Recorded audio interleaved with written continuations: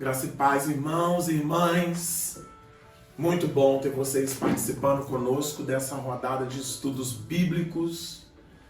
Hoje nós vamos ter aí a quarta rodada de estudo bíblico e nós vamos estudar hoje os atributos de Deus.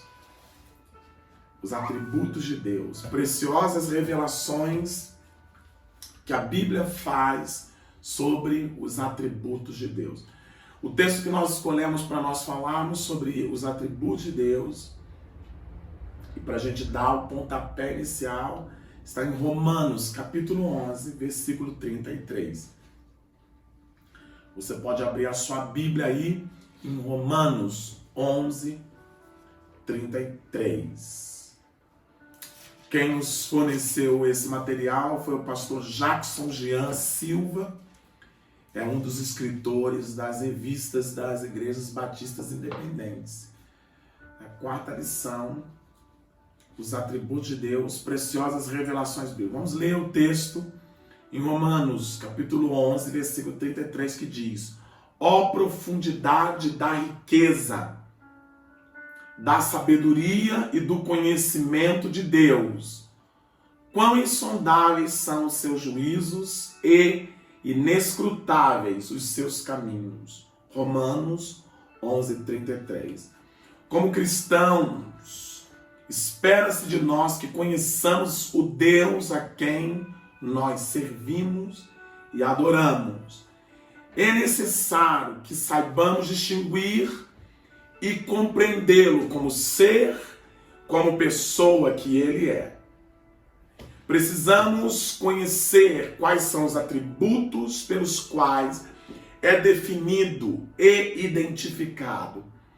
Atributos são características, qualidades e particularidades próprias, determinadas, de determinada coisa, indivíduo, ser ou pessoa.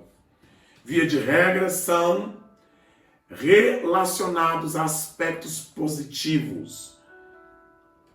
E se tratando de pessoas, os atributos podem se referir a aspectos físicos, éticos, morais, profissionais ou mesmo religiosos.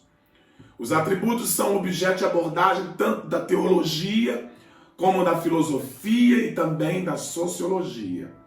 Na linguística, atributo é o termo que qualifica o substantivo, ou seja, um adjetivo. Como sinônimos de atributos, destacamos qualidade, característica, particularidade, propriedade, condição, faculdade, predicado e traço. Nessa lição que vamos apresentar hoje, nós vamos apresentar alguns atributos de Deus que nos são revelados por meio da sua imutável palavra e se tornam objeto de estudo da teologia sistemática.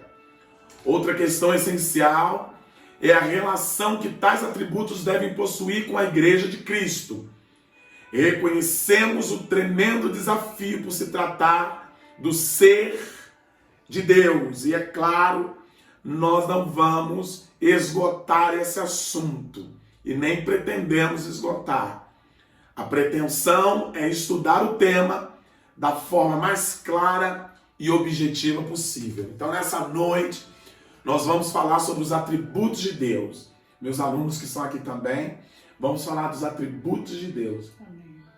Características, qualidades, facetas do caráter de Deus, que nos abençoam, abençoa a Igreja de Cristo e norteia, a Igreja de Cristo. Amém?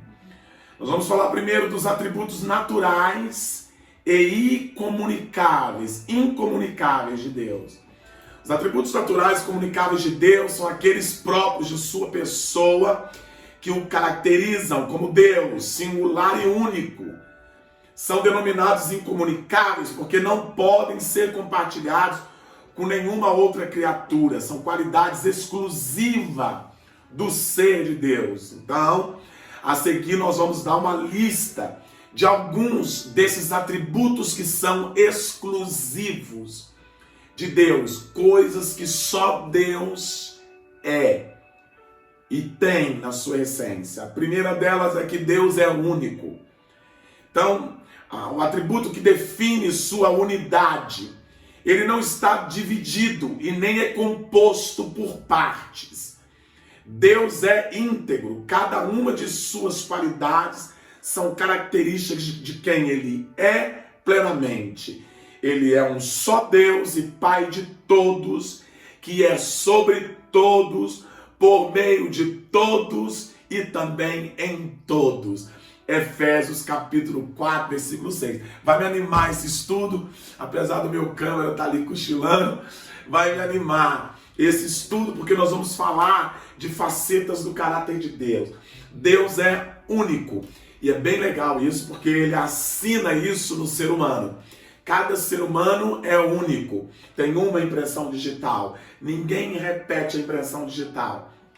Cada um de nós, apesar de termos as cores da pele igual, apesar de falarmos a mesma língua, somos diferentes no nosso DNA. Isso é uma característica do caráter de Deus. Ele é único.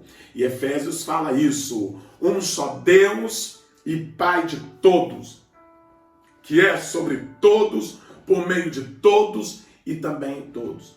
Outra característica de Deus, única de Deus, é que ele é espírito, com a letra maiúscula.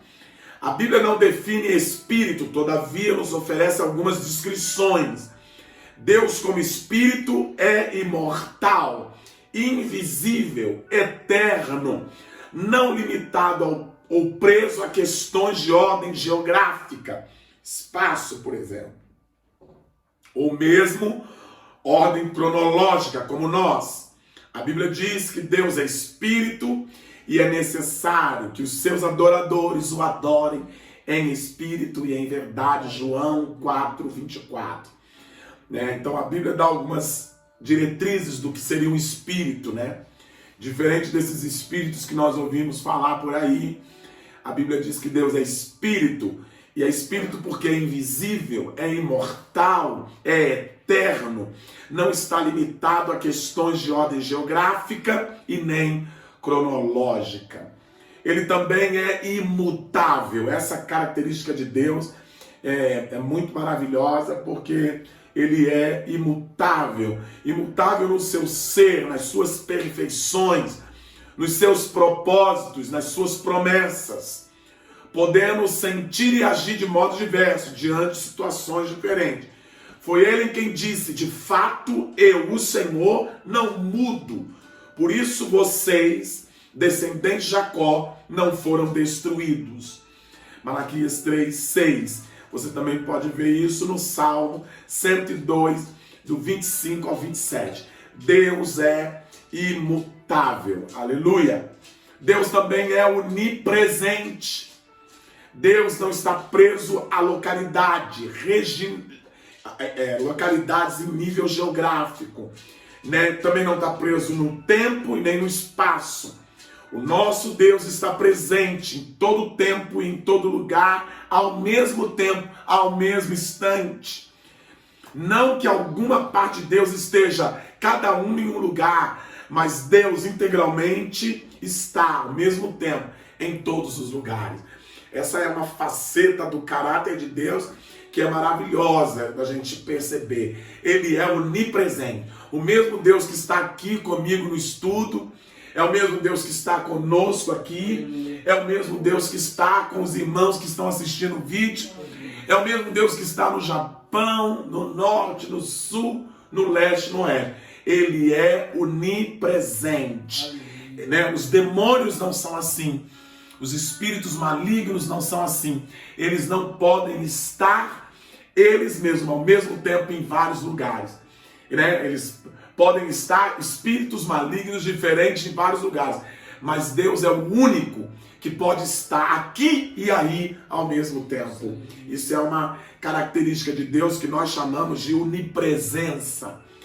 Ele diz assim o Salmo de número 139, versículo 7.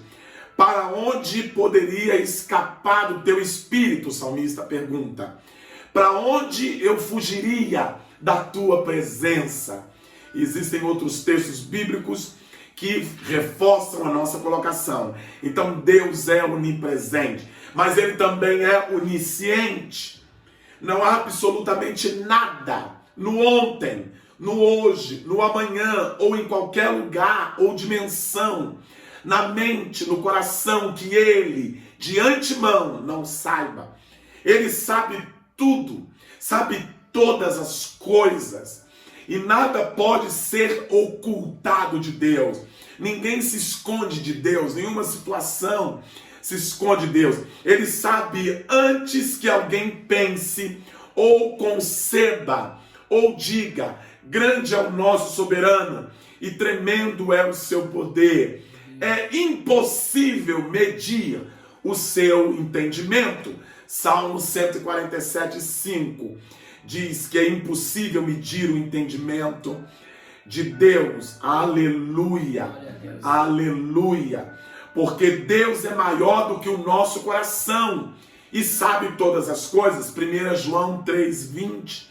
Também Hebreus 4:13, Salmo 139, do 1 ao 4, Isaías 40:28, Isaías 46:10 e Jeremias 17:10 vai dizer dessa grandeza do Senhor. É a onisciência.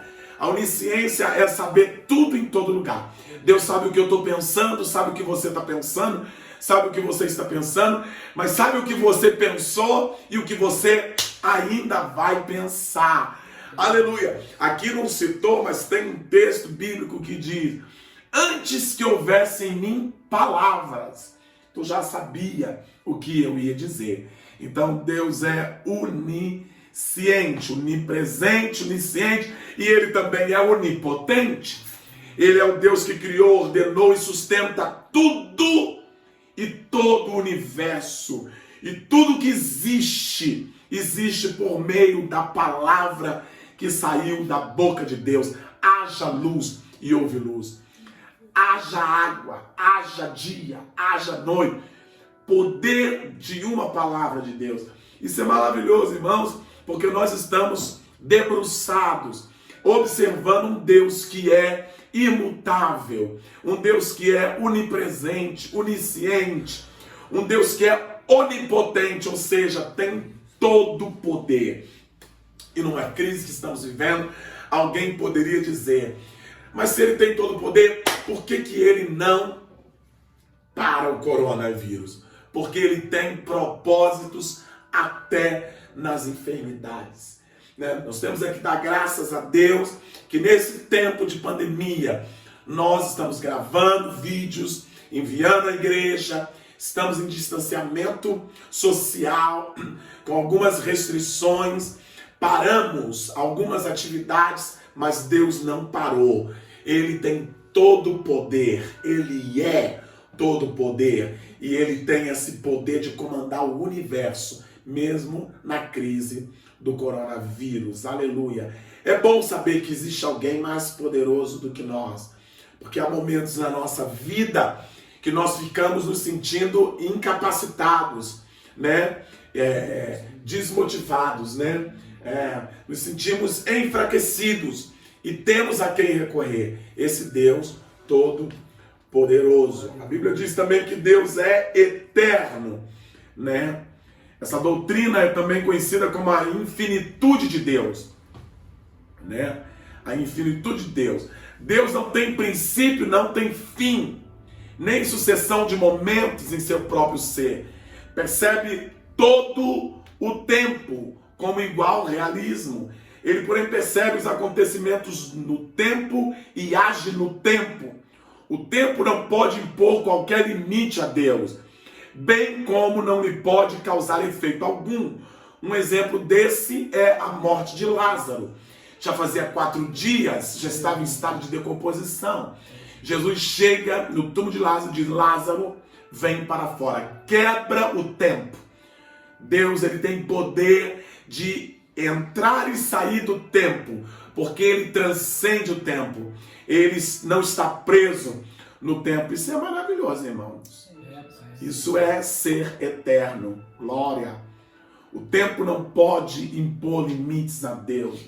Ele não aprende com o tempo, ele não muda com o tempo, ele não se esquece com o tempo. Ele é eternamente Deus, perfeito, soberano. Para Deus, toda a sua existência é, de algum modo, o presente. Antes de nascerem os montes e de criar a terra e o mundo, de eternidade a eternidade, tu és Deus. Salmo 90, capítulo 2. Antes de nascer monte, ou criar a terra e o mundo, de eternidade em eternidade, tu é Deus. Ele é eterno. Glória ao seu nome. Nessa noite, ao Deus que é eterno. Porque eu e você não estamos servindo a um Deus qualquer. As pessoas firmam sua fé em deuses que foram constituídos. Homens que se tornaram deuses pela adoração de outros homens. Mas o Deus da Bíblia, ele é o Deus eterno, de eternidade em eternidade. Antes que a terra fosse criada, antes que o mundo fosse criado, ele era, ele é e ele há de vir. Bendito seja o seu nome. A aplicação que nós fazemos desse primeiro momento, a aplicação que nós fazemos desse primeiro momento, aleluia, é em que sentido traz atributos devem fazer diferença em nossas vidas. O que afeta a nossa vida, esses atributos exclusivos de Deus? Eu, irmãos, quando olho que Deus é onipotente, onipresente, onisciente, é eterno, é único, a minha fé, ela é renovada dentro de mim. Como é que faz a diferença na minha vida quando eu olho para esse Deus que é tudo, em todo lugar e em todo tempo? A minha fé fica animada. Será que esse Deus, será que esse é o Deus que temos pregado, professado e crido? Muitas vezes, irmãos, nós estamos pregando um Deus qualquer, né? Ou professamos um Deus qualquer e cremos num Deus qualquer. Mas nessa noite, eu desafio você a crer nesse Deus todo-poderoso Deus. E qual é o impacto que essas verdades devem produzir na igreja de Cristo? A igreja de Cristo é uma igreja poderosa, é uma igreja viva, uma igreja que está marchando em direção à eternidade. E quando ela olha os atributos desse Deus que a chamou, aleluia, ela se anima ainda mais. Então, se você é igreja de Cristo, se está muito difícil para você, foque nos atributos exclusivos de Deus. Ele é eterno, ele é imutável, ele é incansável, ele é único, ele é espírito, ele é onipresente, onisciente, onipotente. Ele não muda e não mudou e não mudará. O Senhor te abençoe na primeira parte desse estudo, no nome de Jesus. Amém.